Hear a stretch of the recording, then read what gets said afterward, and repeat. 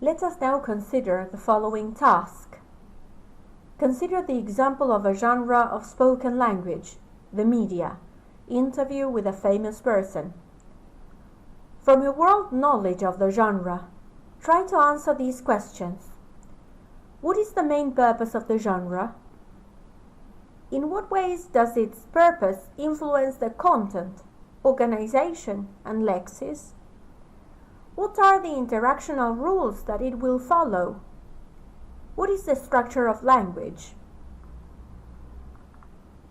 Once you have tried answering these questions, pass on to the next slide. Now watch this interview on TV with Stephen Hawking. In what ways does this example of the genre match your genre schema? In what ways does it differ? Why do you think?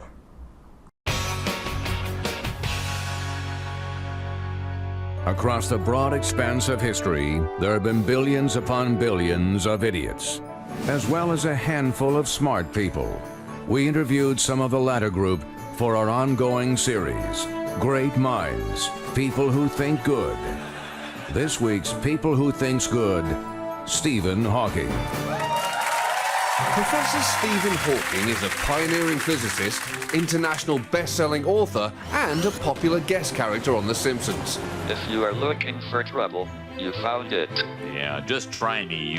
Oh! His breakthrough work on black holes and string theory is considered hugely important by anyone who pretends to understand it. An expanding universe does not preclude a creator. I travelled to the Department of Applied Mathematics and Theoretical Physics at Cambridge University to speak with one of the world's greatest living minds. First off, congratulations on being the first subject of our Great Minds series. Be honest, is this the single greatest honour you have ever received? Yes. Good. It's a little hard to read your tone of voice. When you say that, are you being sarcastic? Yes. I thought so. If there is one thing you want people to understand about your work, bearing in mind that most people will never understand anything about your work, what would that thing be? Imaginary time. People think it's something you have in dreams, or when you're up against a deadline. But it's a well-defined concept. Imaginary time is like another direction in space. It's the one bit of my work science fiction writers haven't used, because they don't understand it. Idiots. People are such idiots, because presumably, to my mind, you're simply talking about the theoretical measurement obtained from real time by a wink rotation of pi divided by 2 in a complex plane where t equals I times t. It's not that difficult to get your head around. Let's talk about artificial intelligence. In a recent op-ed column, you said, and I quote, "Success in creating artificial intelligence would be the biggest event in human history. Unfortunately, it might also be the last." Are you saying that robots are going to destroy humanity? And is that a scientific argument or the pitch for an amazing movie? Artificial intelligence could be a real danger in the not-too-distant future. It could design improvements to itself and outsmart us all. I know you're trying to get people to be cautious there, but why should I not be excited about fighting a robot? You would lose. Well, okay, to start, we don't know that, do we? We don't know that for sure, because what could a robot do that I couldn't then fight back with by simply just unplugging him, right? There's a story that scientists built an intelligent computer. The first question they asked it was, "Is there a God?"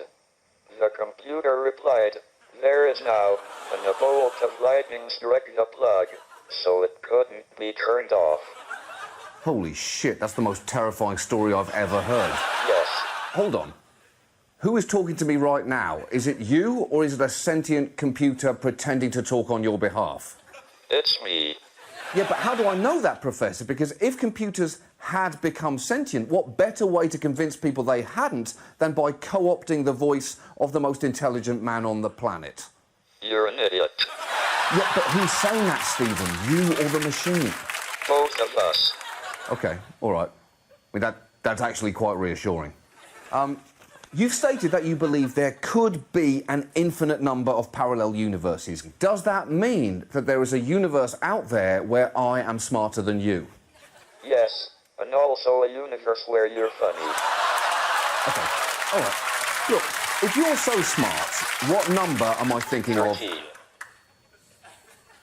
It was 13. I was thinking of 13. OK, that was a lucky guess. What am I thinking right now? That you've been a huge disappointment for your family. I wasn't thinking that. Why would I think that? No, I'm trying as hard as I can. Why is that so hard for them to understand, hypothetically? I wasn't thinking that. Let's do some quick yes or no questions. Are the following things technically possible? Life on other planets, is that theoretically possible? Yes. OK, what about a Schwarzschild wormhole? Yes. OK, what about this? Me going on a date with Charlize Theron? No. What, not at all? In no universe? No. In none of the infinite universes does that happen? No. It's completely beyond the bounds of scientific possibility, is what you're saying? Yes. Quick follow-up question. In any of those potential universes, am I the one rejecting her, and that's why it doesn't work out? No. You do realize that typing a response is difficult for me, correct? OK, sure, yeah. It's just I'm trying to play this out because I'm just trying to see if there was any hypothetical hope. No. It doesn't matter. But never say never. OK, if time travel were possible, would you want to go back in time and refuse to do this interview? Yes. You truly are an incredibly smart man. Stephen Hawking, thank you so much for your time.